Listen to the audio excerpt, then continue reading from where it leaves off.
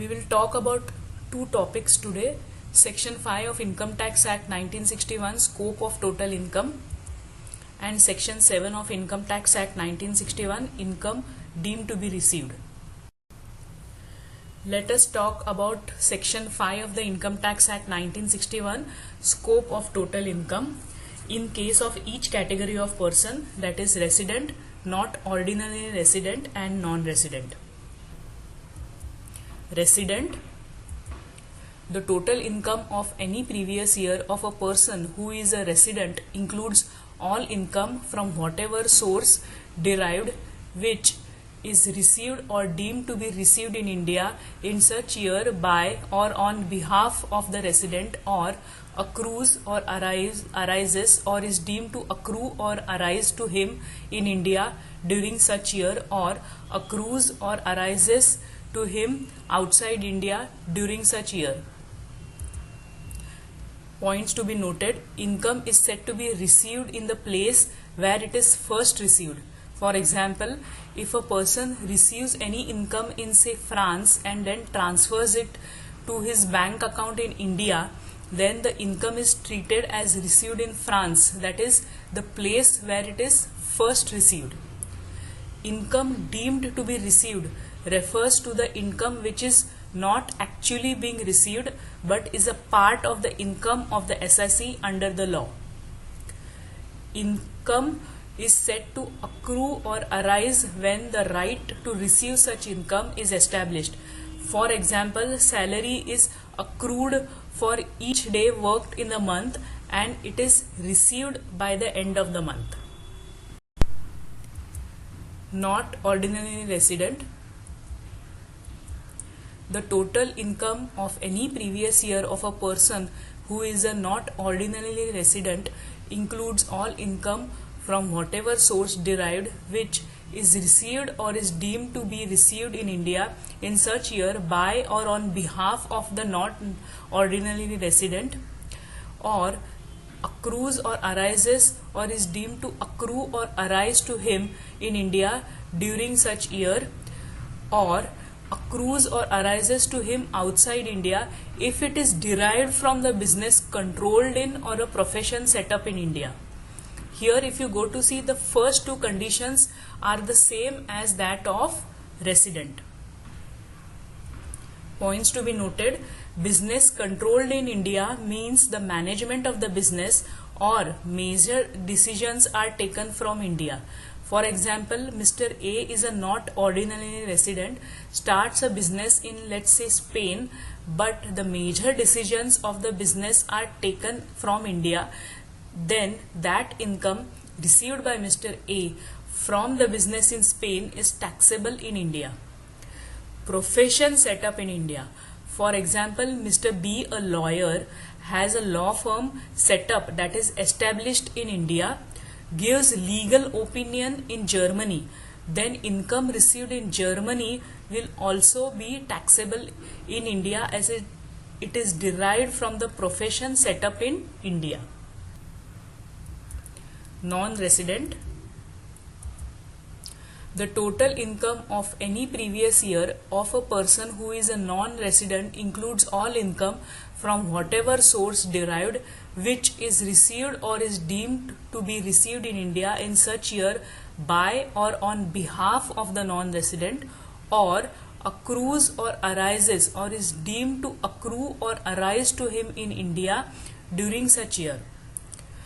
Points to be noted: income accruing or arising outside India shall not be deemed to be received in India if it is taken into account in balance sheet prepared in India. For example, Mr. A non-resident, while preparing his balance sheet to be submitted to the Indian authorities, takes into account income earned outside India. Then that income will not be taxable in India. Second, income which has been included in the total income of a person on the basis that it is accrued or arisen or is deemed to have accrued or arisen to him in India shall not again be included on the basis that it is received or deemed to be received by him in India. That is, same income cannot be taxed twice. For example, Mr. A earns an income outside India in the previous year 2021 of rupees 5 lakhs and includes it in his total income of the previous year 2021. But he remits it into India in the previous year 21-22. Then it will not be included in the income of the previous year 21-22 on the receipt basis, as it is already included in the total income of previous year 2021. Let us understand all these in the tabular form. For example, in the case of resident, income received or deemed to be received in India, income accrued or arisen or deemed to accrue or arise in India, and income accrues or arises outside India. In case of resident, all the three will be taxable. In the case of not ordinary resident, income received or deemed to be received in India and income accrues or arises or deemed to accrue or arise in India is taxable, just as in the case of resident. Whereas income accrues or arises outside India is taxable only if it is derived from the business controlled in or profession set up in India. These things in detail I have explained in the previous slides. Non-resident, income received or deemed to be received in India and income accrues or arises or deemed to accrue or arise in India is taxable in the hands of non-resident. Whereas income accrues or arises outside India is not taxable in the hands of a non-resident. So if you go to see, in all the three cases, income received or deemed to be received in India and income accrues or arises or deemed to accrue or arise in India is taxable in all the three cases. Now let us start about Section 7 of the Income Tax Act 1961, income deemed to be received in India. What is deemed to be received in India? This I have explained in the previous slides. Following three categories of income shall be deemed to be received in India in the previous year. Let us see what is the first is. The annual accretion in the previous year to the balance at the credit of an employee participating in the recognized provident fund to the extent provided in Rule 6 of Part A of the 4th schedule. Let us see Rule 6 of Part A of the 4th schedule. Contributions made by the employer to the recognized provident fund of the employee in excess of 12% of the salary of the employee and interest credited in excess of 9.5% on the balance of the recognized provident fund of the employee shall be deemed to have been received by the employee in that previous year and shall be included in his total income for that previous year and shall be liable to tax. Salary here means basic salary plus the dearness allowance. So, any contribution made by the employer in excess of 12% of the salary of the employee and interest credited in excess of 9.5% on the balance of the recognized provident fund of the employee will be treated as income deemed to be received by the employee in the previous year. Let us understand this with the help of an example. For example, Mr. A earns a basic salary plus dearness allowance of rupees 1 lakh per annum for the previous year 22-23. His employer made a contribution of rupees 14,000 to the recognized provident fund of Mr. A in the previous year 22-23. So, amount deemed to be received by Mr. A is calculated as follows. First, we have to calculate what is 12% of the basic salary and dearness allowance. So, 12% of 1 lakh is 12,000 and amount contributed in excess, that is 14,000 minus 12,000, that is 2,000, is deemed to be received by the employee and it is taxable in the hands of the employee, that is Mr. A, in the previous year 22-23. Similarly, any interest contributed in excess of 9.5% of the PF balance will also be taxable in the hands of A, as it is deemed to be received by him in the previous year.